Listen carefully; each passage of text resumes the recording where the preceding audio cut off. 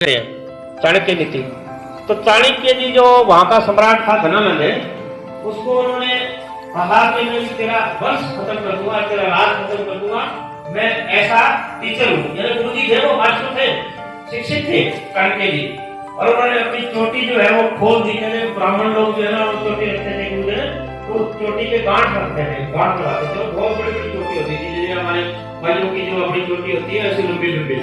तो उन्होंने उसको चोटी को खोल के कहा कि मैं टीचर हूँ, मैं कुछ भी कर सकता हूँ, मैं देश बदल सकता हूँ, और मैं तेरा ये साम्राज्य सारा खत्म कर दूंगा और यहाँ योग्य राजा को बिठाऊंगा।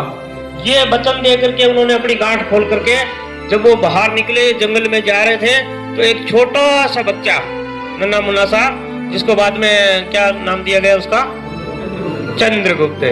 तो वो छोटा सा बच्चा एक गुलेल हाथ में लेकर के और धीरे धीरे कदमों से ऐसे कोई मतलब जैसे शिकार खेलते हैं वैसे जा रहा था। तो उन्होंने उसको पीछे से देखा कि ये छोटा सा नन्हा सा बच्चा है, हाथ में गुलेल लेके ये क्या कर रहा है। तो वो भी थोड़ा दबे पांव उसके पीछे भी वो देखे ना, धीरे धीरे उसके पीछे चलते रहे। तो उस बच्चे ने आगे जाकर के क्या, चाणक्य जी ने क्या देखा कि दो और मस्टंडे से पहलवान से जा रहे हैं, और उनसे आगे एक और गरीब सा व्यक्ति है जिसने अपने सिर पे सामान दे रखा है, वो जा रहा है। तो चाणक्य जी को समझते देर नहीं लगी कि ये दोनों जो है डाकू हैं, और वो आगे जा रहा है, वो मुसाफिर है, ये बच्चा इनके लिए कुछ कर रहा है। तो जैसे ही वो नजदीक गए, उसके मुसाफिर के चक्कू निकाल करके उसको मारने लगे, तब उस बच्चे ने गुलेल से ऐसा प्रहार किया कि वो दोनों को दोनों चित्त हो गए। उनके ऐसी जगह चोट मारी कि वो बेहोश हो गए। तो चाणक्य जी ने उसको पुचकारा, उसके हाथ फेरा कि बेटा ये क्या किया। बोलो जी ये इसको लूट रहे थे, मैंने इनको बचाया है। ये डाकू तो बोले तो ये मर गए। बोले जी मरेंगे नहीं, ये बेहोश हैं, थोड़ी देर में अपने आप खड़े होकर चले जाएंगे। मैंने ये अच्छा काम किया है कि मैंने इस मुसाफिर को लूटने से बचाया है। तो उनके मन में उस बच्चे के प्रति बड़ी भावना हुई कि देखो ना ये इसके कुछ लगते हैं ना कुछ और है, और इस बच्चे ने ऐसा एक सुंदर काम किया है।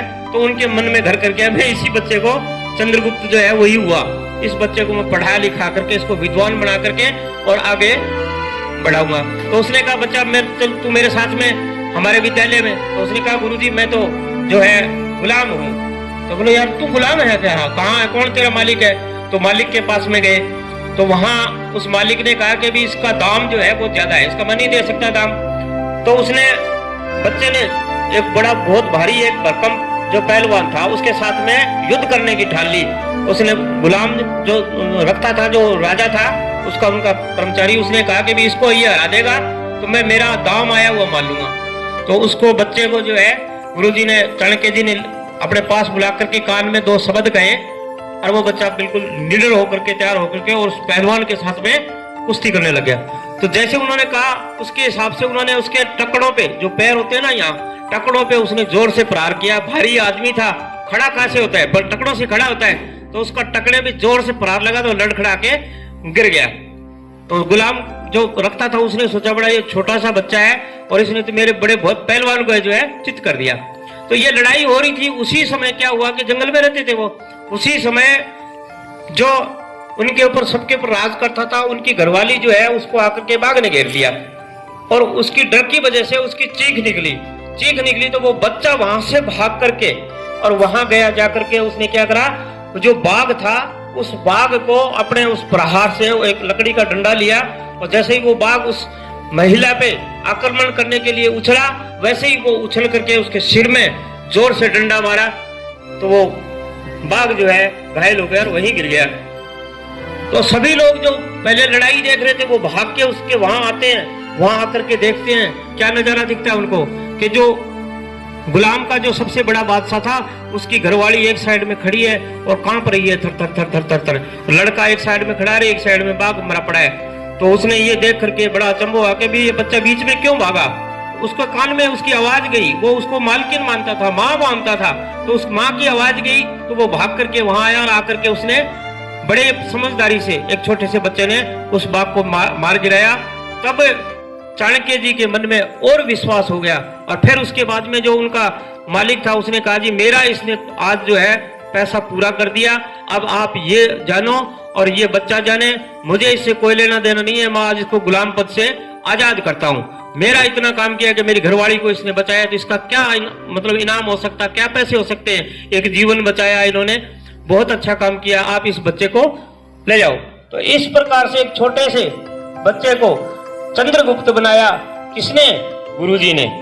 तो ये हमारे गुरुजन जितने भी यहाँ बैठे हैं, ये आप लोगों को उस व्यवस्था तक पहुंचाएंगे। भाई आप राजा का तो क्यों समय समाप्त हो गया अब, लेकिन अब समय किसका है?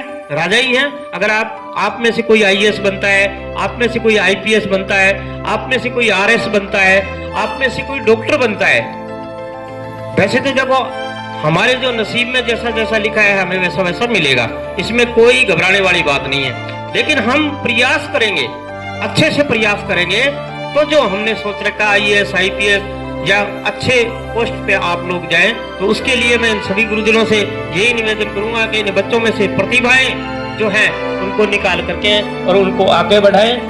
क्यों? मैं जानता हूं इस बात को कि किसी भी मूर्ति को तराशने में बहुत समय लगता है। पहले पत्थर देखा जाता है, उसमें किसी प्रकार की चीर ना हो, फिर उसके बाद में अच्छा एक कारीगर देखा जाता है, फिर उसके बाद में अच्छे अच्छे उसको घड़ने वाले जो है ना हथियार लिए जाते हैं, और फिर प्रेम से धीरे धीरे शांति से वो उसको तराशता है, तब जाकर के एक मूर्ति जो है ना वो किसी चीज की हो वो तैयार होती है, और फिर वो सबको सुंदर दिखाई देती है। लेकिन जो बनाने वाला है, जिसकी भावना थी, उसकी भावना जो है वो अच्छी है, उसको लोग नहीं जानते। तो मैं मेरे गुरुजनों से यही कहता हूँ कि आप हमारे जितने भी बच्चे हैं इस स्कूल के और हमारे जो है मेरिस्ट के और इसके अपने बाल विकास के, इन बच्चों पे पूरा ध्यान दें